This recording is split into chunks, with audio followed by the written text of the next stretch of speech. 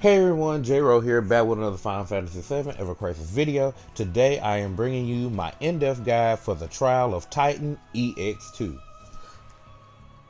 Alright, before we get into everything, could you first do me a favor and hit the subscribe button and go ahead and hit a like on the video. That way, we can get this video rotating through the YouTube algorithm.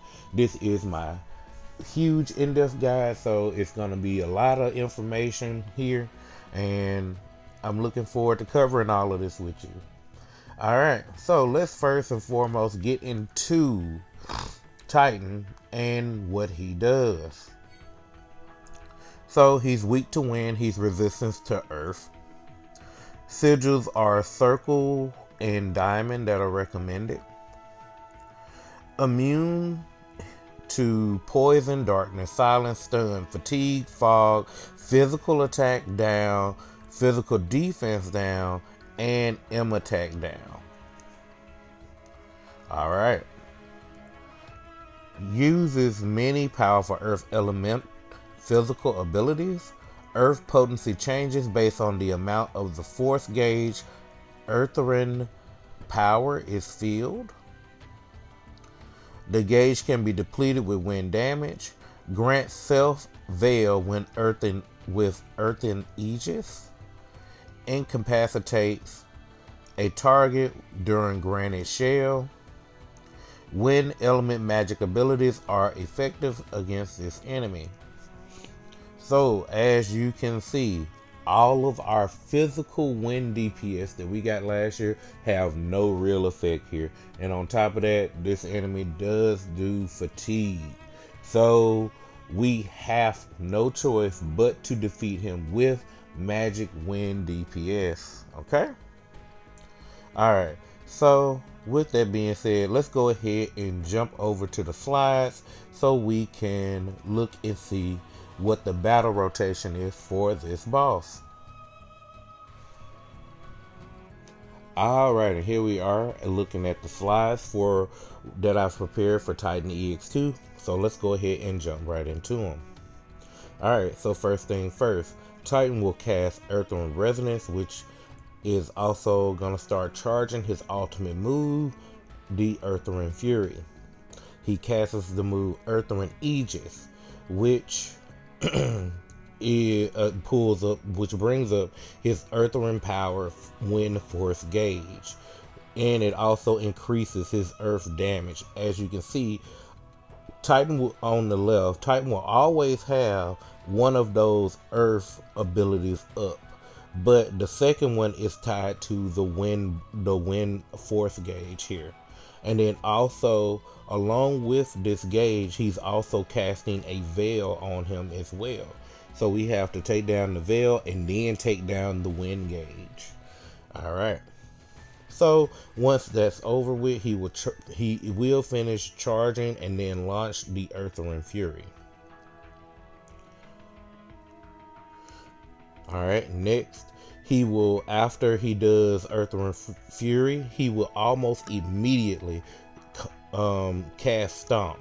Looks like to be about 3, maybe 4 times. So at this point, you will need a person that is a healer with a quick heal. Alright, then we have about a 15-second recovery phase where you can heal up and do your DPSing. Then he casts his Earthwind Boost, which will boost his physical attack by 5 tiers, as you can see here to the left. And then for his mechanic, every time he does an attack after he raises his physical attack, it will reduce his physical attack buff. Alright, so he begins after this casting a series of physical attacks. The first one will be Boulder Hurl, which is a single target attack. The next is a EOE, which is Crushing Jump. The next is a single target called Mountain Crusher, which will look like a series of punches. And then again, he will cast Crushing Jump, which would leave him with 1 physical attack up. Okay. After this, he will then use Granite Shell, giving him and pulling up the Earthwind power fourth gauge again, and he will begin charging the Rock Blaster single target attack. Seems to, from the information that I've seen and from my battle, it looks like he casts, basically this is a stop cast, and it's on the highest magic attack user on your team. So during this time period, you need someone that is also a second wind DPS for this very reason. And then also, once that attack hits that character, it will give them a fatigue debuff along with a 5-tier magic attack down. Immediately after he does that, launches Rock Blaster, he will do Stomp 4 times, and then you will have a 15-second recovery phase. Alright, then shortly after that 15 seconds, you probably want to try to hold a little bit of ATB, because he will then go into the Sigil phase.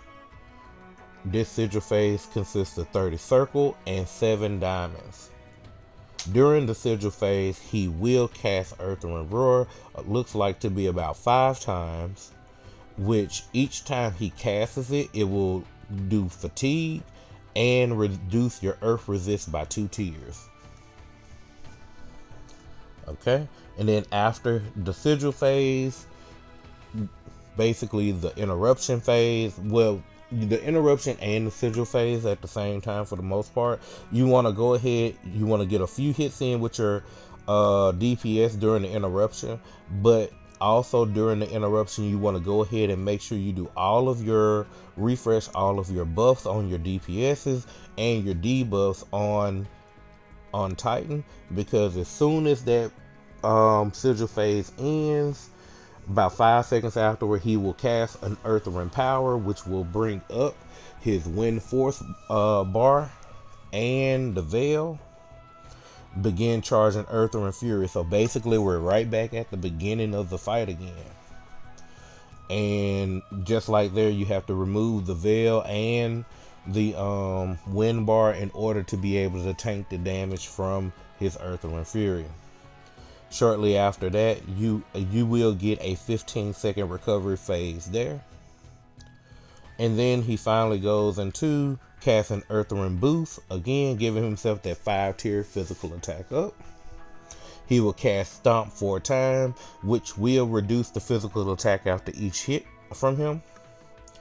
And then he will go ahead and cast the Granite Shell again, which is the Wind Force gauge and the stop on the highest magic attack, and start charging Rock Blaster.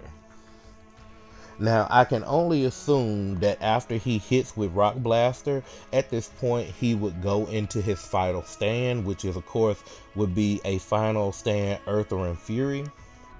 The reason I have to say that here is because at this point in the battle was when I did defeat Titan. So, if anyone has any knowledge of the battle beyond this, please share it in the comments down below. Alright, so what should you bring for victory for this battle? Well, as noted earlier, you are definitely going to need 1 to basically 2 wind DPS.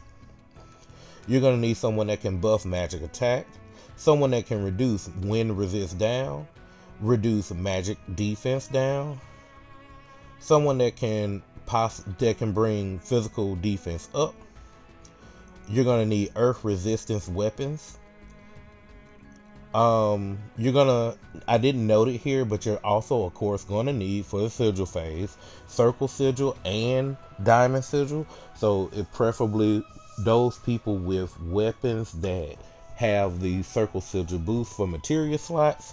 And then also another suggestion, you should probably bring one of the attack buff removers, okay? Which would be Matte or Red 13. Alright, so with that said, let's hop back over into the game and look at some of those characters that can help you get victory in this battle. Alright, and we're back over here in game. Okay, so now since we've gone over our slides and we know what we need to bring for our battle rotation and everything, let's go ahead and look at a few characters that you can bring for this battle. Let's start with win DPS. So of course we have the new and improved Cloud. We have Cloud with his holiday suit, holiday outfit, and the holiday blade, which is his Wind Arcanum. Once I find this Wind Sword, here it is. Okay. This is by far the strongest magic wind DPS weapon in the game currently. Alright. Alright, so besides that, let's go with the next up would be, and I do not, and just know I don't have her Wind Arcanum, but Aerith and her Wind Arcanum, I'm gonna just show an alternative. If you pulled her summer outfit, you can use that over the Wind Arcanum maybe. You lose a little bit of damage, but still, it allows you to still do what you need to do with her Prism Rod. Okay. Next up on the Wind Arcanum is also our newest technical Wind Imperialer also, which is Yuffie in her Holiday Cheer Reindeer outfit. It is a Wind Arcanum, and her weapon is pretty good as well because it also does debuffing of exactly what we need for Titan here. So you'll hear me reference Yuffie a few times here, okay? Alright, so with that being said, that will take care of our DPSs. So who can we bring for wind resist down? Well, we already are looking at one. We got Yuffie here. Next up on the list would be Red 13. Red 13 can bring his silver collar right here. Nope, that's King collar. Silver collar. This gives him his Wind Imperial. Also, you have Aerith with her Floral Wand. That's a Wind Imperial, but also a physical defense down. So you don't get full usage out of it, but it is a 3 ATB cast. So, I mean, in some ways, it's worth it if you need to just get that Imperial off. Okay? Next up, you gotta go with somebody with physical defense as well. So I would suggest for characters like Aerith, you could use Aerith with the Bahamut's Rod, because the Bahamut Rod does give us physical defense mid-tier. Besides her, as far as healers go that can do it, we got Matt. Matt has a few options here. He has the Centipede, which is a healing weapon along with physical defense up that can go up to high. Along with, he also has as a utility the Syringe Rapier. It does mid to high, but it covers both physical and magical defense for 4 ATB. Alright. Another character that is good to bring for physical defense up would be Barret. Let's go ahead and click on Barret. Barret has his assault gun, which is the fastest casting physical defense up in the game. As far as animations, this is almost like an instant cast. Something you may need in this battle. Okay. So also I did mention that you probably want to bring someone that can do magic attack up. And Barret did get a new weapon, the Esutron Cannon, and it does magic attack up while doing magic defense up for the whole party. So it's kind of one-sided, but you can still use it. Kind of the same as with the Floral Wand to a degree. Because in this battle, there is no reason to have magic defense at all, because he does all physical attacks. Outside of Barret, the other sleeper pick for magic defense, magic attack up would be Aerith and her Garnet's Rod. The Garnet's Rod got an upgrade when the Final Fantasy IX rerun happened, and its healing pulse went from a 4 ATB move to a 3 ATB move. So that made this a very good weapon for buffing magic attack users. Okay, and then of course, and I skipped over this with Barret, but also if Barret is healing, you can use Micro Laser, which Micro Laser's main ability is Steel Warp Faith, which is a 4 ATB high cast for magic attack. And also the third material slot gives him Cure All, so that allows you to have that AoE heal as well. Now, one thing I did note was the option of bringing a buff remover. So of course, in that respect, you're talking about Red 13 and the Stardust Ray to remove the physical attack buff that Titan gives itself. Along with also, you have Matt with Vanquishing X. Trying to get there. Okay, Vanquishing X, which also gives you the same outcome. Alright, and let's see. I'm gonna click on the weapons and the subs right quick. Let's go here. Let's take a look at all the weapons that have, well, we'll go here, go to weapons and click on filter, click on diamond sigil. We'll look at all the weapons that have diamond sigil.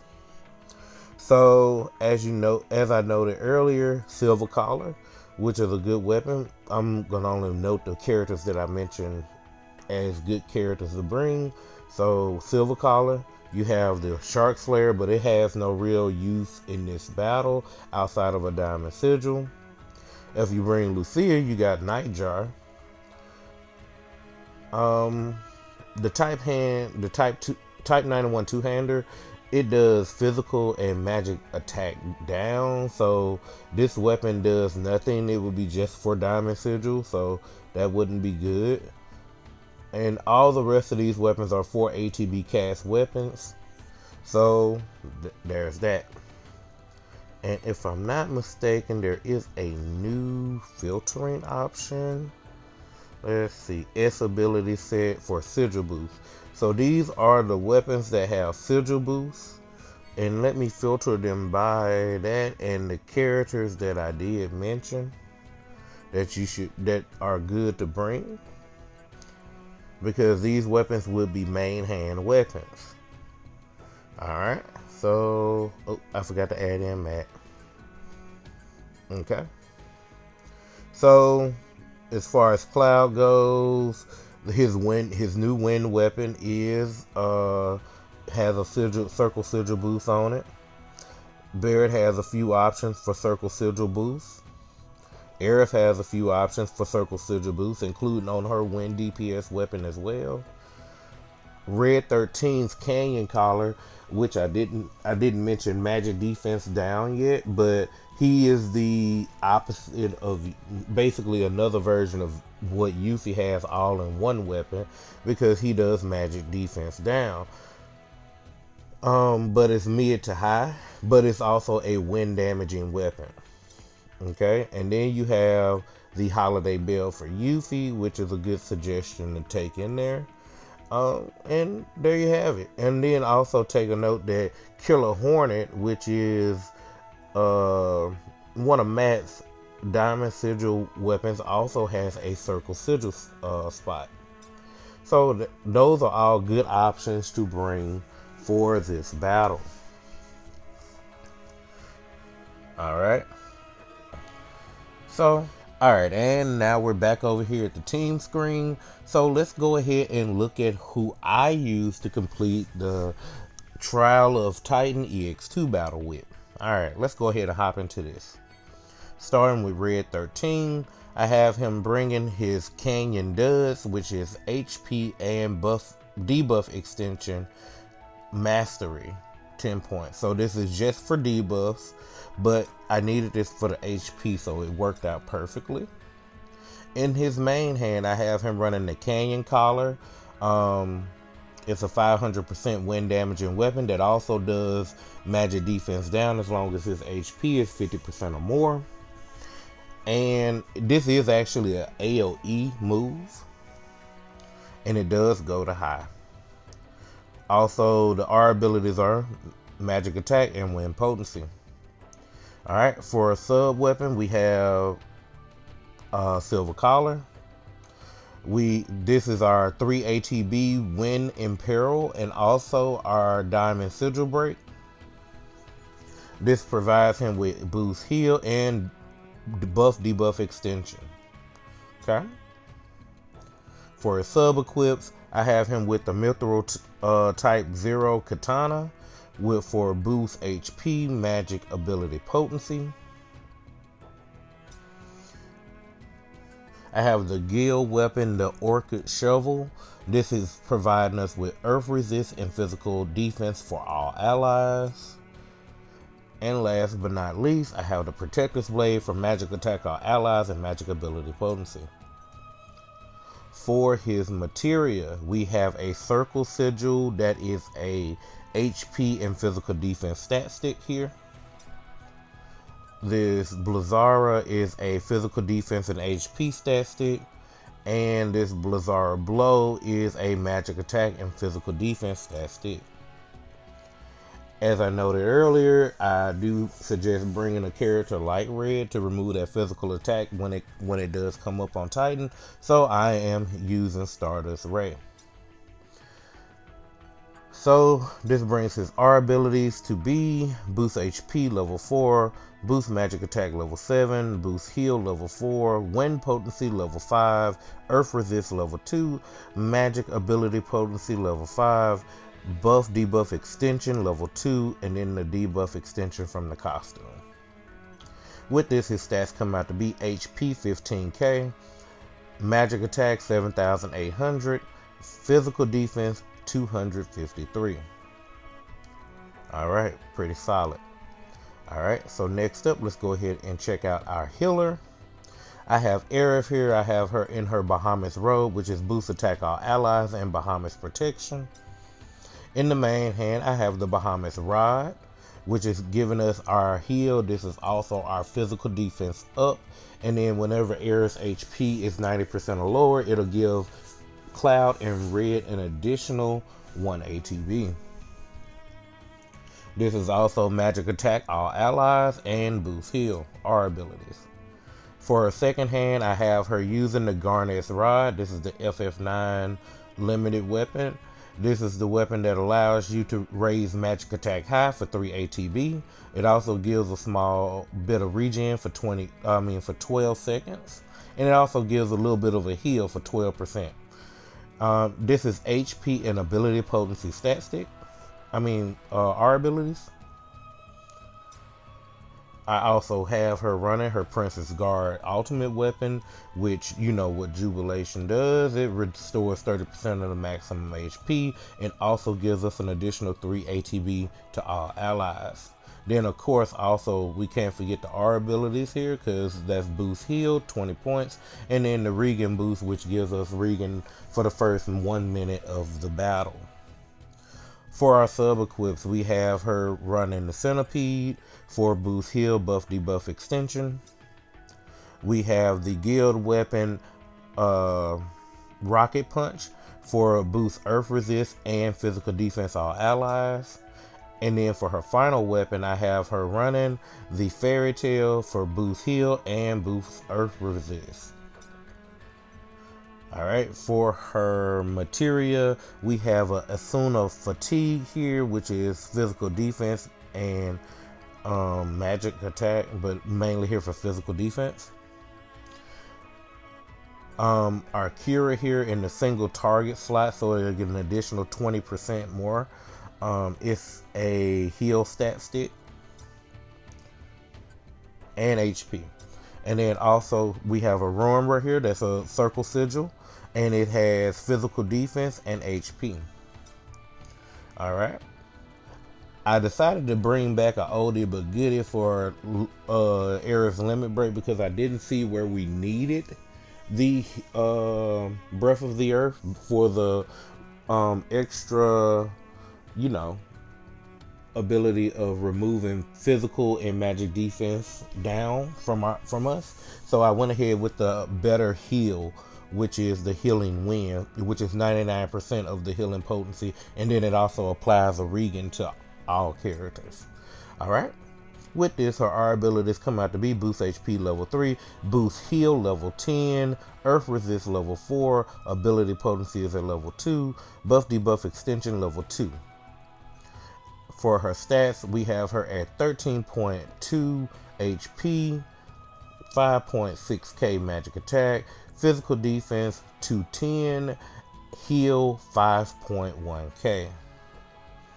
Alright. And last but not least, our wind DPS. We have Cloud here. You know, I couldn't help myself but to make sure that the first time I cleared Titan, it was with Cloud and his newest Wind Arcanum. So let's take a look. We got the holiday outfit, boost wind potency, and the Wind Strike Arcanum. We have in the main hand a OB6 holiday blade, which has magic attack and wind potency. I did brand this, that is why it is at 822. Here are the brands on it. Who cares about the physical attack 23 when you got an extra 5.5% in ability damage? I wish I could have got magic attack there, but you know, beggars can't be choosers. All right. In his second hand, most will probably be surprised by this, but I am running his healing weapon, the Crystal Sword. This is a heal and earth resistance weapon. I first put it here for earth resist, but you'll see in the battle that I actually end up using this to actually save myself as well. Alright, next up we have the Ultimate Buster Sword with boost ability potency and physical defense, perfect for this battle. For the sub equips, we have the Power Soul, boost HP and magic ability potency. Another weapon that kind of went under the radar until I got ready to start building was Gold Collar. It has boost magic attack and earth resist, perfect for to help finish off Cloud's R abilities. And last but not least, I'm using the Bahamut Fangs for magic attack all allies and magic ability potency. Alright, so let's take a look at materia now. We have a Circle Sigil Ruiner with it that's a magic attack and physical defense stat stick. We have a Quaker here, which is a HP and physical defense stat stick. And last but not least, we have a Waterer Blow here, which is a magic attack and HP stat stick. And I brought back one more oldie but goodie for this battle. I decided to whip out Bahamut for this fight. Yes, because there is no other wind elemental summon. I decided to put Bahamut on to assist with this battle. Alright, so with that, his R abilities come out to be boost HP level 3, boost magic attack is level 6. Just know that once I OB10 this weapon, this will be maxed to level 7. That's why I'm not worried about maxing it now. Boost physical defense level 3, boost heal is level 2, wind potency is level 5. Boost earth resist is level 5, boost ability potency is level 3, and magic ability potency is level 5. With this, Cloud stats come out to be 14.8k HP, 8.6k magic attack, physical defense is 232, his heal is 2.2. Alright, well, that is enough talking about the battle. Let's go ahead and show you this clear for Titan EX2.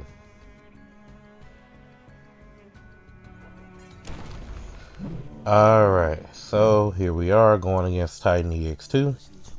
Alright, so for starters, I'm going to go ahead and use Red's Rolling Claw so we can go ahead and get that wind resist down going. Aerith will go ahead and get our physical defense up, going back to red. And I'll use Canyon Gale to get the magic defense down on Titan and switch to defense to tank the first Earthring Fury. Okay. Alright. So coming out of this, I'll go ahead with Aerith and go ahead and use Healing Pulse to get Red 13's magic attack boosted. Cloud will go ahead and provide us with an AoE heal, and I'll go ahead and use Healing Pulse again on Cloud, just in time for us to get ready to do damage to the Veil that Titan puts up. Alright. And I'll go ahead and use Jubilation after this Blessed Aura, so that way I can go ahead and get the extra ATB, so I can go ahead and knock down the Veil and start doing damage to the fourth gauge. Pretty important that I had my debuffs up before the Veil went up, because while the Veil was up, no debuffs would have been applied. Alright, and now from here I want to save ATB going into this second Earthring Fury, switch to defense and tank. And Red 13 snuck in a Rolling Claw there. I'm not going to complain about that. Alright, there's the second Earthring Fury. Okay. Now, I'm going to let Cloud do some healing over there, because otherwise we would have died. And Aerith just would get off her heal right afterwards. Those 4 stomps are quick. Alright, going to go ahead and get those magic attack buffs back up.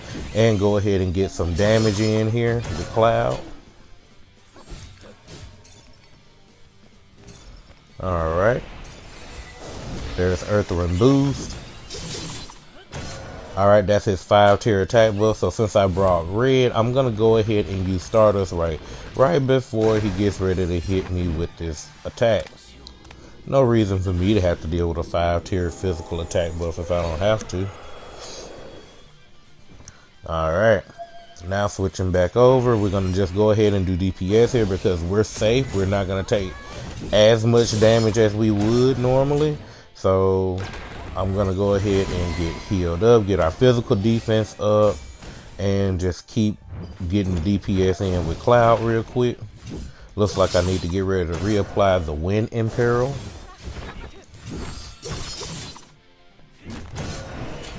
Alright.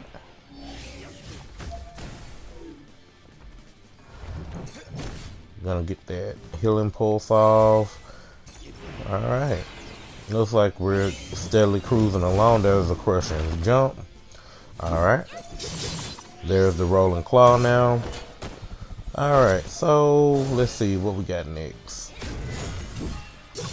Granite Shell. Okay, I attacked with Cloud just in time before he ended up being stopped. So he took out majority of that bar. Otherwise, Red would have still had just enough time to take that bar out with his DPSing. But it's great that I was able to get a chunk of that bar taken out by Cloud before he got stopped. Now note, Cloud can still be healed and buffed while in that stop state. So you want to go ahead and get his magic attack up, so when the Rock Buster attack hits and Cloud takes that magic attack down, you will be able to get boost him back up a little bit quicker than if you had to deal with the 5-tier. Alright. And switch to defense so we can take the Rock Blaster. Okay.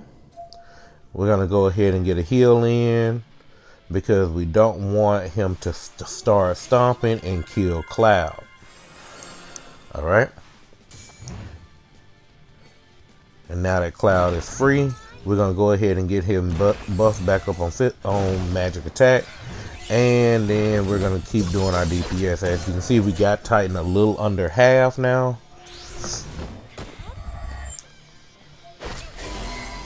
Getting physical defense up. Alright. And 161 K damage is pretty respectable for OB6. I can't wait to be able to come back and test this weapon at OB10, probably against Titan again. Alright, so the sigil phase is up. As you see, I had some ATB ready to go, I'll go ahead and break most of the sigils and go ahead and use Jubilation. Number 1 to heal, but number 2 to give us an ATB boost, which allows Red to go ahead and knock out the last of those diamond sigils. And here we go. From here, I'm going to do DPS with Cloud. Go ahead and make sure all my buffs are applied. And right at the end, I'm going to go ahead and make sure that Cloud holds a little bit of ATB coming out of this. Or cast right beforehand. Okay. And there's his Veil. And here we go.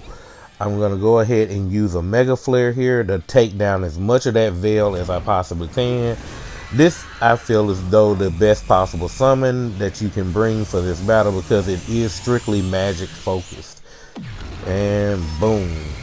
The Veil is almost taken out. Now Cloud will be able to one-hit the Veil, and then we can go ahead and keep pushing the damage on that the Earthering Power Force gauge. Okay.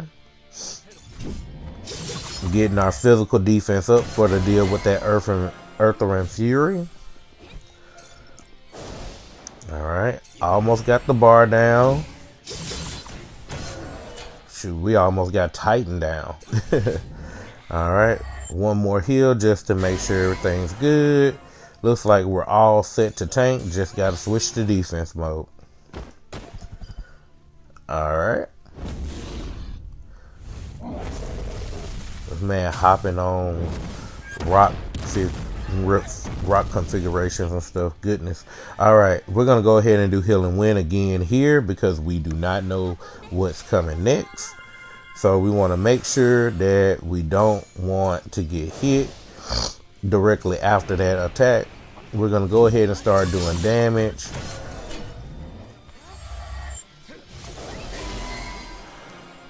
Red 13 is going to go ahead. He needs to go ahead and use the Rolling Claw so we can get the Wind Imperial on. Looks like he's going into the Earthering boost. As you can see, when he stomped, he did lose an attack piece. So we're going to go ahead and just go ahead and finish removing the physical buff so we don't take as much damage. Alright. Now we can tank them stomps even in attack position. Now we're going to keep going. We're going to go ahead and get healed through it with Aerith. And go ahead and let Cloud go ahead and hit him one time, which he got that cast off just in time for to be able to stop that Rock Buster from stopping him. Alright. And looks like it's up to Red, but I think Red is about to finish him. Let's see. One hit. The next hit will take down the fourth gauge anyway, but looks like the next hit will also be taking out Titan. Magic attack buff, and there you have it.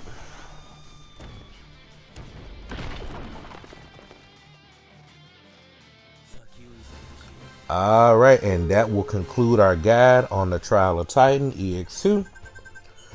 So, no other extra takeaways for the guide. I hope everyone enjoyed the guide. If I did miss anything, please leave a comment down below enlightening us on what it was that I missed so that we can all learn from it. And with that being said, if you liked the video, please leave a like on the video. Subscribe to the channel for more Final Fantasy VII Ever Crisis build videos and content such as this. And I hope everyone has a Merry Christmas and a Happy Holidays and a Happy New Year. And I'll see you in the next video. Later.